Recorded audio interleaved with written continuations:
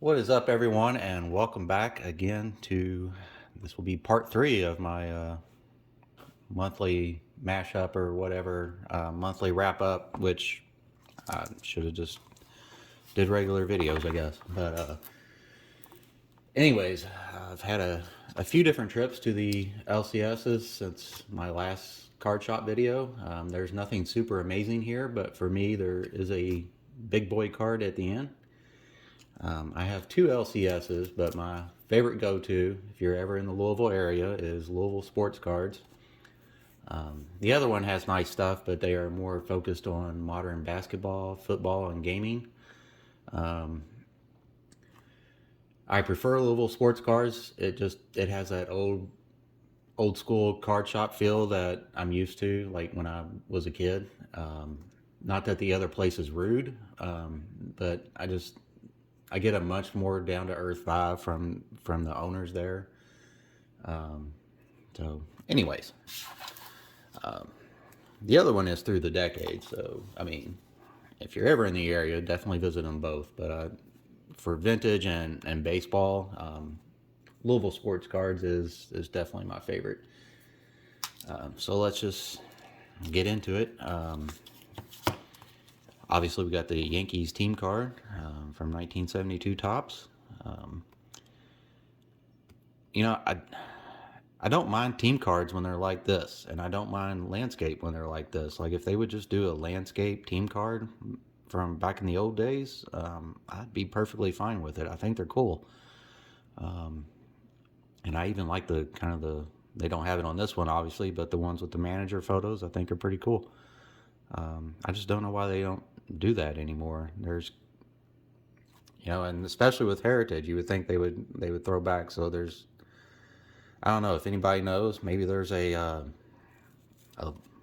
legal reason why they can't do that now. I don't know, but anyways, who cares? Got this Hank Aaron. That's out of the 72. It's only $3, and how do you pass up a Hank Aaron for $3? And it's got Stargell Torrey on there. So picked up the Corey Seager. It's only the paper card, but first Bowman. Gleyber Torres. When I saw this, I realized I don't have any of his minor league cards, so grab that one. And a Will Smith, first Bowman Chrome. He is a Louisville native, so had to pick that up. His cards do not last around here very long. If you see them in the box, you better grab them because they're going to be gone. And just some kind of a quirky card. We got Carmen Electra. That is her rookie card. And if you're wondering why it's her rookie card, well, it says so right there. So that is her rookie card. I can't remember what year that is. 2005, 2006. Is out of the Bowman basketball. Got a Tony Hawk. This was in the dollar box with the A&G back, 2010, Allen and Ginter. Anything Tony Hawk for $1 is worth it in my opinion. Tony Hawk is just cool. And speaking of cool, doesn't get much cooler than Pete Alonso with that mustache on a team called the Rumble Ponies. So even if it wasn't Pete Alonso, the mustache and the Rumble Ponies, I would have bought that card. So I think the rest, let's see here. So here is my Buster Posey Allen and Ginter rookie card that I was looking for Lou Rock's video. I knew I had it because I saw it listed in the trading card database. I should have checked the date that I added it, and I would have remembered which video pile it was in on my shelf. So it's just another reason I need to get organized and get the cards put away instead of just having pile after pile on my shelf. I have all these video piles, like each stack of cards is a video, and I'm running out of space on the shelf, and they just got to get put away. So I think my LCS kind of made a mistake. Anyways, they had $10 on this purple Bichette, and then next to it they had I think it was the Gavin Lux. They had $20 on that one. Maybe they didn't make a mistake, but had to grab the purple Bichette, even though it's not my favorite heritage rookie of his, but I like obviously the action short print better. But $10 for the purple chrome, we'll take that.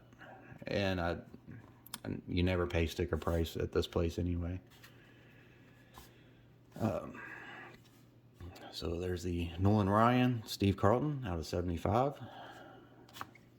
There's a Yaz out of the 75 tops, a little off-centered, but I mean, still a beautiful card in my opinion. 77 Ryan Record Breakers. Here's a 77 Brooks Robinson.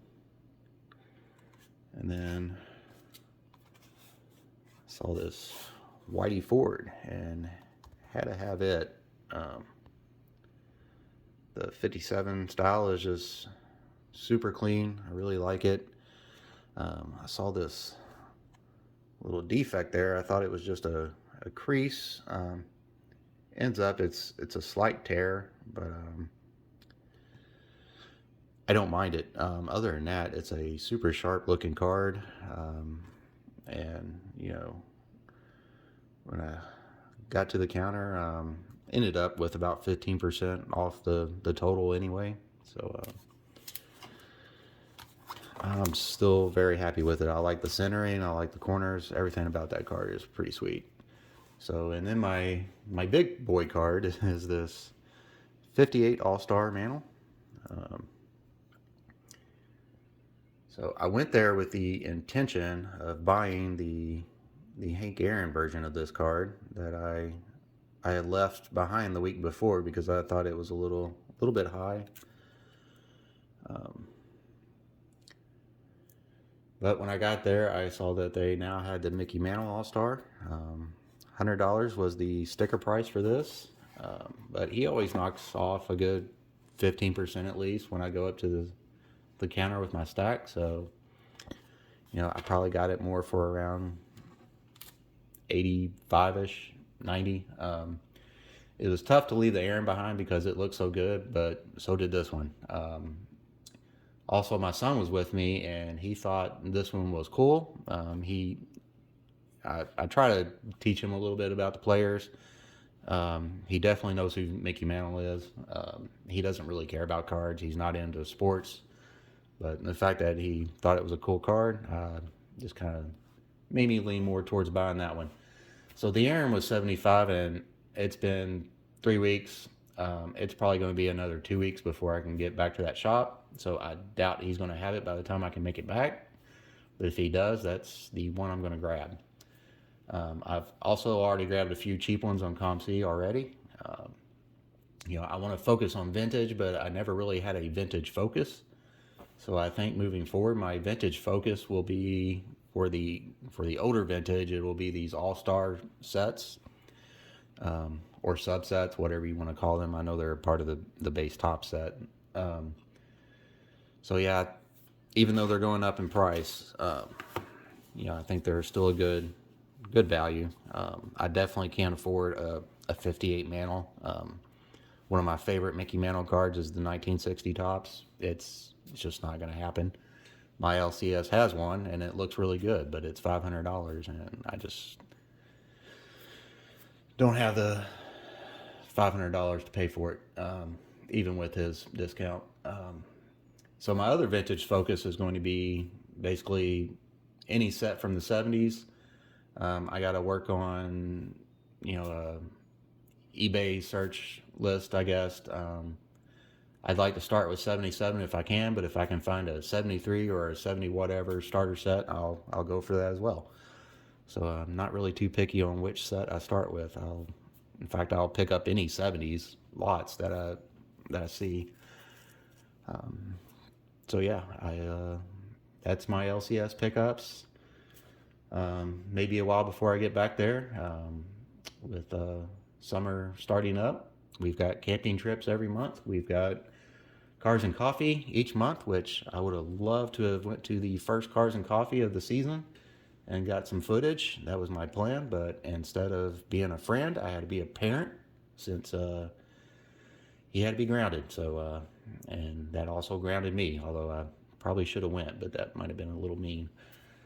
But anyways, so hopefully I will get back to the LCS one day, and hopefully he can turn some things around and we can get to Cars and Coffee as well. So anyways, that is what I've got for this video. I appreciate you watching and have a great day.